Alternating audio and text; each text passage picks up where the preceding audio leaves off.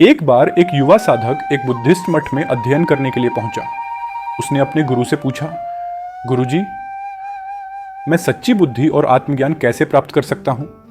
गुरु ने साधक को ध्यान से देखा और कहा, तुम्हें इसके लिए मौन की शक्ति को समझना होगा। गुरु ने साधक को एक शांत सुनसान पर्वत की ओर जाने को कहा और उसे आदेश दिया, वहां जाओ, ध्यान करो और एक सप्ताह तक मौन रहो। जब तुम्हें कुछ समझ में आए तब वापस लौटो। साधक मठ से निकलकर पर्वत की ओर चला गया। वहां उसने ध्यान लगाया, लेकिन उसके मन में विचारों की बाढ़ आ गई। अतीत की यादें, भविष्य की चिंताएं और बहुत सारी बातें उसके दिमाग में घूमती रहीं। पहले कुछ दिन मुश्किल से बीते, लेकिन धीरे धीरे साधक ने अपने विचारों को शांत करना शुरू किया। उसने महसूस किया कि जितना वह मौन में डूबता गया, उतना ही उसका मन स्थिर और शांति से भरने लगा। एक सप्ताह बाद साधक मठ वापस आया। गुरु ने उसे देखकर पूछा, क्या तुमने मौन की शक्ति को समझा?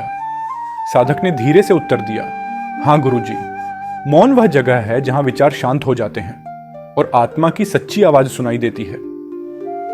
जब मैं मौन में डूबा तो मैंने देखा कि जितना मैं कम बोलता हूं, उतना ही मैं अपने भीतर के ज्ञान और शांति से जुड़ पाता हूं। गुरु ने मुस्कुराते हुए कहा, सही कहा, मौन वह शक्ति है जो हमें स्वयं को जानने में मदद करती है।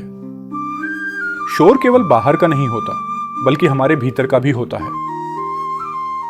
जब हम उस आंतरिक शोर को शांत कर लेते हैं, तभी सच्चा आत्मज्ञान प्राप्त होता है। यह कहानी हमें यह सिखाती है कि जीवन की सबसे गहरी समझ और शांति मौन में पाई जाती है। शोर और हलचल से भरे जीवन में जब हम मौन के क्षण ढूंढते हैं, तो हम अपनी आत्मा और सच्चे ज्ञान के करीब पहुंचते हैं।